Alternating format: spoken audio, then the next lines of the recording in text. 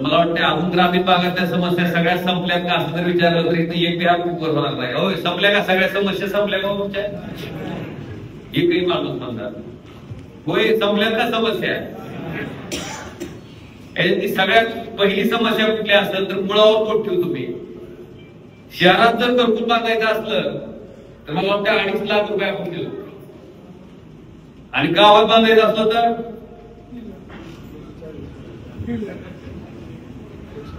1,20,000 पुन्हा 26,730 रुपये या मॅनेजर्स मधून करण्यासाठी आणि शौचालयासाठी 12,000 म्हणजे 1,58,730 रुपये. आता मला तुम्हाला सगळ्याला विचारायचं आहे, जे भावात शहरात वाढू मिळतील त्याच भावात गावामध्ये मिळते का कमी भावात मिळते? ज्या भावात गती शहरात मिळतील त्याच भावात ग्रामीण भागात मिळते का कमीच मिळते? शिमिटाचं पोतं शहरात ज्या भावात मिळते त्याच भावात ग्रामीण भागाच्या माणसाला घ्यावं. उलट इथून घ्यायचं म्हणलं की त्याला भाडं मिळते. काम करणारा मिस्त्री जेवढे पैसे शहरात घेतोय तेवढेच पैसे मी इटा. तुम्हाला नेमकं कमी काय? म्हणून मी केंद्र सरकारला सुद्धा माझी विनंती केली होती की तुम्ही शहरातल्या लोकांना जर 2.5 लाख रुपये देत असाल तर ग्रामीण मधल्या लोकांना सुद्धा 2.5 लाख रुपये तुम्ही घर बांधायला त्या ठिकाणी दिले. आता मुख्यमंत्री महोदयांनी घोषणा केलेली आहे की आनंद आहे जर समजा या 1.5 लाखामध्ये अजून 50,000 देणार असतील, आनंद आहे आम्हाला, त्याच्याबद्दल काही दुःख नाही. पण आमचं म्हणणं असं आहे की जितकं शहरात देत आहोत तितकंच ग्रामीण भागात द्या. तुमचा खासदार म्हणून निश्चित लोकसभेत ह्याच्या संदर्भात मी प्रयत्न करतोय. सन्माननीय ग्रामीण विकास मंत्री महोदयांना पण मी स्वतः पत्र दिले, त्यांना विनंती केली की कुठलीच गोष्ट आमची गावात आणि शहरामध्ये कमी पैशात मिळत नाही. उलट गावातल्या माणसाला शहरातून सामान घेऊन गावाकडे जायचं म्हणलं तर जास्तीचे पैसे खर्च करावे लागते. म्हणून जितकं तुम्ही शहरात देताय तेवढंच पैसे ग्रामीण भागात सुद्धा द्या. तुमचा खासदार म्हणून निश्चित ओमराजे निंबाळकर हा प्रयत्न करेल, हेही वचन तुम्हाला आजच्या कार्यक्रमात. इथं मला आता मी खाली बसून म्हणलं आता 50,000 ह्याच्यात मी येणार आहे त्याला तुमले साहेब जी आलो तुला आता घोषणा तर मुख्यमंत्र्यांनी केली, नाहीतर त्याला लाईट बिल लावले व्हायचं. निवडणुकीच्या आधी 100 रुपये लाईट बिल आणि निवडणूक झाली की झाली आलं नाही दिलं तुम्हाला लाईट बिल. तशी भानगड बघतो देऊ नका. एक लक्षात घ्या, सामान्य लोक आपला प्रतिनिधी म्हणून आपल्याला मत टाकून त्या ठिकाणी त्या पदावर बसवते. आमदार निवडते, खासदार निवडते आणि त्या आमदारातून त्या खासदारातून राज्यातलं सरकार असेल, देशातलं सरकार असेल ही तयार. आणि त्या सरकारमधल्या प्रमुख माणसानं सुद्धा जे काही वचन दिलंय ते 100% पाळणं कुठंतरी गरजेचं आहे. जर वचन दिलं गेलं आणि ते जर पाळलं गेलं नाही तर मला वाटतं आमच्यासारख्या पुढाऱ्यावर पुन्हा भविष्यात त्या जनतेचा विश्वास राहणार नाही. मी खासदार जरी असलो तरी मी माझ्याकडनं जे जे काही बोललोय ते 100% त्याची पूर्तता झाली पाहिजे ही माझी भावना असते. कारण शेवटी तुमच्या आणि माझ्यामध्ये जर काय जोडलं गेलंय तर विश्वासार्हता ही सगळ्यात मोठी असते. जो माणूस आता मी बघतोय नुसत्या घोषणा देताना घे, मी बरेच बघतोय काय काय जणांचं पान बातम्या असतात, पान बातम्या. आता परवाच मी ऐकलं म्हणले लीडशीच माथेरान करायचे कुठल्या. आणि मग ती जागा कुणाची आहे, कुणाकडे आहे ही तर बघा तुम्ही. आणि इथून खाली जाताना सुद्धा आता बार्शीकडे मला जावं लागते, मतदारसंघ आहे ना माझा बार्शीला. त्यामुळे हातात देवीच्या तलाव सुद्धा मोठी पावताना मला दिसतात सारख्या जात आहे. तुम्हाला दिसते का नाही मला माहिती, कारण ते राज्याला दिसते का नाही दिसते म्हणा की आभासी कशामुळं टेक्सटाईल पार्कच्या बाबतीत मी बोलून घोषणा होत्या कुठं दिसते मला माहित नाही. पण नुसत्या घोषणा द्यायच्या आणि प्रत्यक्षात त्याचं काय होणार आहे. तुला सोलार देण्याचं मी विसागायला विचारतो, तुला सोलार काय देणार आहोत. ज्या गोष्टी करणं होणार आहे त्याच गोष्टी बोलल्या पाहिजेत आणि ज्या बोलल्या ते 100% केल्या पाहिजेत. अशा पद्धतीने मला वाटतं तुम्ही सगळ्यांनी पुढे जाणं गरजेचं आहे. मी बऱ्याच वेळेस बघतो आम्ही म्हणतो आम्ही तुम्हाला गरज दिली, आम्ही म्हणतो तुम्हाला आम्ही एक हप्ते वाटले. अरे आम्ही जर आमच्या बापदारीची इष्ट टिकून काही पैसे तुम्हाला दिले असते तर मला आम्ही दिलं. पैसे कुणाचे, ही पैसे कुणाचे. आज 10 लाख लोकांना किती मोठी वाटप केले साहेब. 1500 कोटी रुपयाचं वाटप होईल. कुणाचे पैसे आहेत ते? तुम्हाला वाटत सरकारचे? कुणाचे पैसे आहेत? आज माय समजून सांग. गावात गेला काडीचं डबडा आणायचं म्हणलं, किराणा दुकानदाराला कडून काढायचं डबडा आणलं की त्याच्यावर सुद्धा जीएसटी नावाचा टॅक्स आहे. तुम्हाला माहित नाही? तुम्हाला वाटतं आपण विकत आणले फक्त, पण नुसत्या डबड्याचे पैसे घेत नाही. 50% राज्याचा टॅक्स, 50% केंद्राचा टॅक्स मिळून त्या डबड्याची किंमत तुम्ही देता आणि मग ती काड्याचं डबडं करता. बरोबर आहे का? मग तुम्ही ती गॅस पेटवता, जी गॅस घेता तुम्ही. आता सगळं सोपं उदाहरण मी कायम सांगत असतो. सकाळी उठलाव तुम्ही, आंघोळीला गेला, आंघोळीचं जी साबण आणतात त्याच्यावर सुद्धा जीएसटी आहे. हो, आंघोळ केली, कापड घालायची म्हणलं की कापड विकत आणले तर त्याच्यावर सुद्धा जीएसटी. तेल लावायचं म्हणलं जीएसटी आहे, शॅम्पू लावायचं म्हणलं जीएसटी आहे, चप्पल घालायची म्हणलं जीएसटी आहे, बाहेरच्या गाडीला किक मारायचं म्हणलं तर जीएसटी आहे. म्हणजे इथं बसणारा प्रत्येक कुठल्या तरी गरीब माणसाला वाटत असेल मी टॅक्सच भरीत नाही, पण प्रत्येक जण जी वस्तू तुम्ही विकत घेता त्या प्रत्येक वस्तूवर टॅक्स तुम्ही. मग ही जी 1500 कोटी रुपये आहे ती आपल्या देशभरातल्या सर्वसामान्य लोकांकडनं टॅक्सचे पैसे जे आम्ही गोळा करतो आणि तेच पैसे सरकार नावाची यंत्रणा तुमच्या माध्यमातून आपण निवडून देतो. तुमच्याकडनं गोळा केलेले पैसे आम्ही तुमच्यासाठीच खर्च करतो, म्हणून आम्ही फुकटचं भुशार घालायचं कारण पटलं का नाही? मग हा, ओमराजेनं जर म्हणावं मी केलं कधी म्हणावं? ओमराजेनं जर आपल्या बापदाद्याची एकरभर इस्टेट विकून त्यातून पैसे आणले जर तुम्हाला घरातून बांधून दिलं तर 100% ओमराजेनं म्हणावं की बाबा खर्च दिले, पैसे तुमचेच आहेत. आपण ही अधिकार आम्हाला का मिळाला? तुम्ही मतं टाकली, तुम्ही सरकार निवडलं, तुम्ही आमदार निवडले, तुम्ही खासदार निवडले, म्हणून हे अधिकार आम्हाला मिळाले. म्हणून पैसे तुमचेच आम्ही तुमच्यासाठी खर्च करतोय.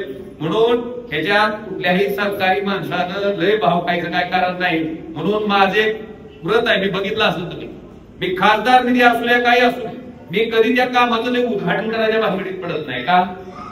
काम करणं खासदार निधी ही सुद्धा कुणाच्या पैशातून आलाय?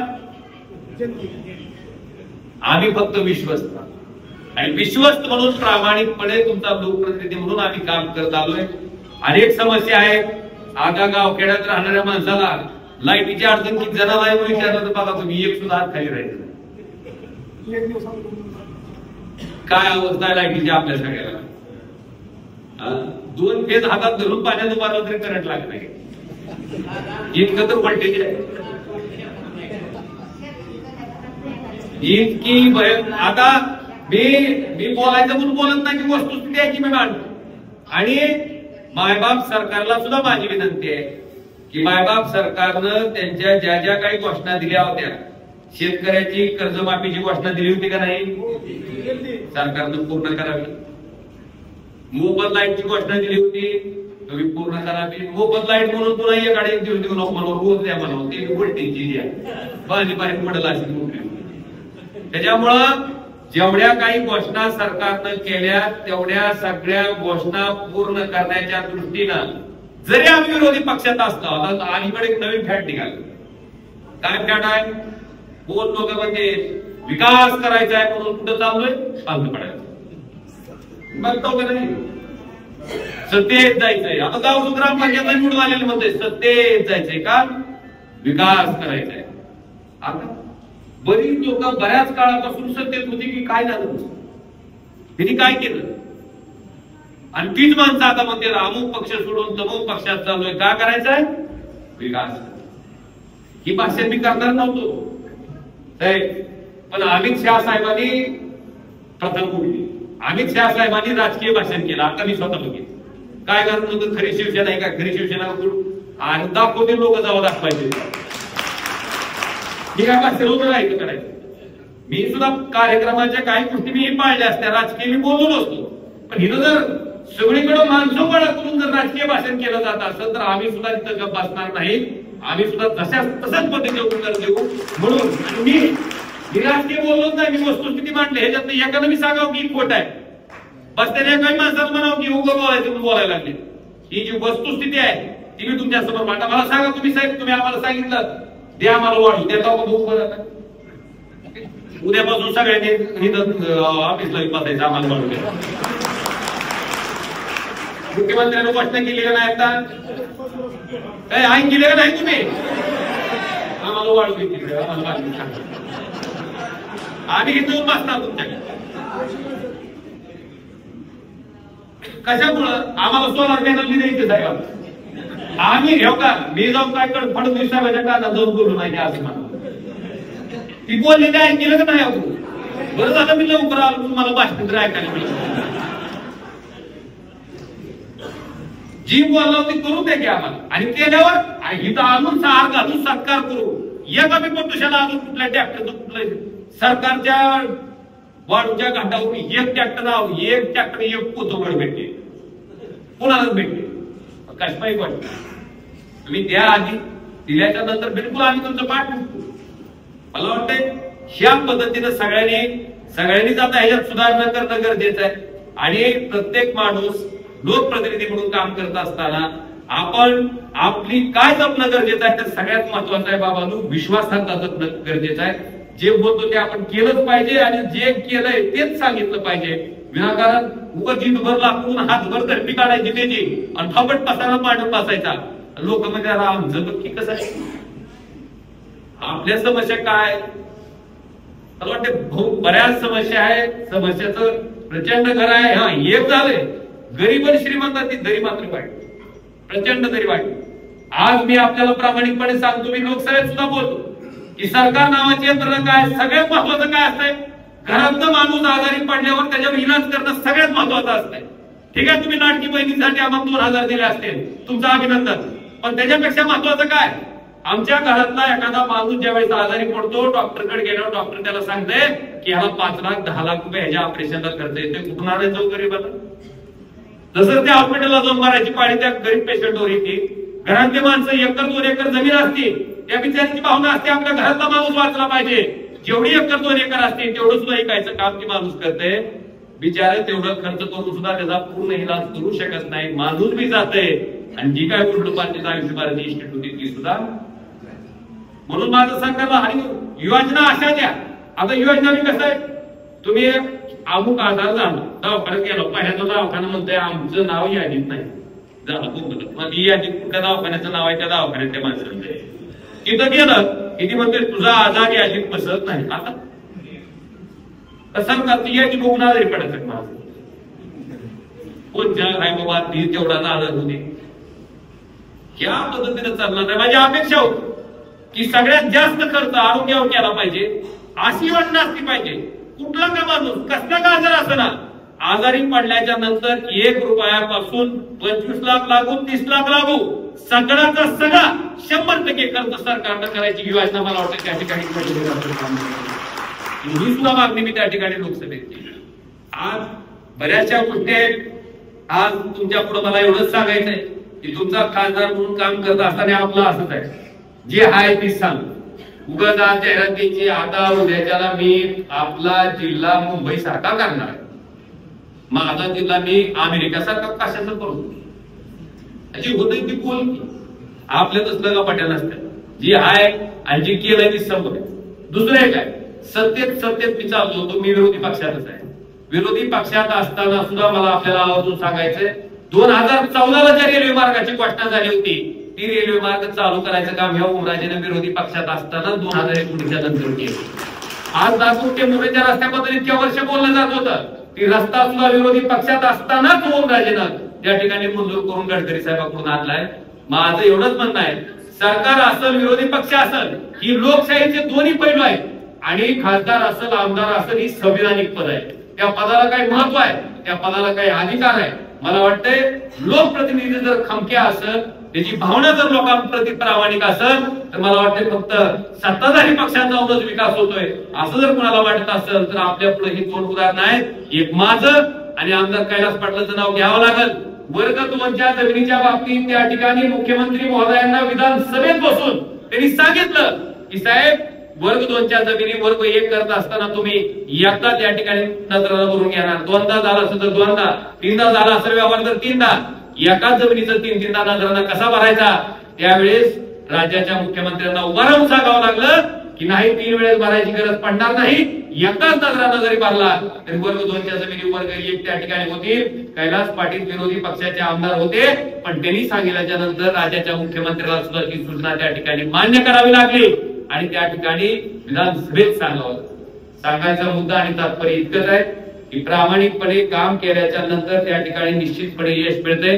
आज इथं बसलेल्या सगळ्या लोकांना मला एवढं सांगायचंय, कृष्णा मराठवाडा सिंचन प्रकल्पासारखा तुमच्या आमच्या जीवनात सगळ्यात महत्वाचा, ज्याच्यातनं पाणी येणार आहे, 4 पिढ्यापासून ऐकत होतो, पण बांधवानो त्याच्यातला प्राधान्यक्रम म्हणल्यावर तुम्हाला आता असं टेक्निकल भाषेत कळायचं नाही, सोप्या भाषेत एक खीर खांदी सोलापूर, कारण तिथलं पाणी आणून आपल्याकडे टाकायचं, दुसरा इथला आपला रामदारातला एक तयार ठेवला. तुम्हाला असं वाटत एवढं पाणी बांधून ठेवलंय कशा पाहिजे, जुळीकडे परत तर नाही का तिकडचं पाणी ह्याच्यात आणून टाकायचं. पण त्या तिकडच्या धाटणी बॅरेज पासून ह्या रामदारा तलावापर्यंत जी मधलं काम होतं त्या कामाला प्राधान्यक्रमात स्थान नव्हतं. म्हणजे बजेटची तरतूद झाली तरी ती काम करता येत नव्हतं. म्हणजे थोडक्यात तुम्हाला आता घरकुल बांधायला पैसे दिले 8 एकच, बेसमेंटच्या वर घर दिसलं नाही पाहिजे, होईल का बांधून? अशी 8 या कामाला होत बांधवानो. ती प्राधान्यक्रम बदलायचं काम सुद्धा मी आणि आमदार कैलास पाटलांनी त्या ठिकाणी केलं, प्राधान्यक्रम बदलला. आता भविष्यात जेव्हा कधी रामदारा तलावात पडलेलं पाणी दिसत, मला वाटतं ते सुद्धा काम आम्ही प्रामाणिकपणे तुमचे लोकप्रतिनिधी म्हणून मी आणि आमदार कैलास पाटील साहेबांनी महाविकास आघाडीच्या काळामध्ये पूर्ण केलंय. हे सुद्धा मला आजच्या कार्यक्रमाच्या निमित्तानं आपल्या सगळ्यांना आवर्जून सांगायचंय. आज या कार्यक्रमासाठी आपण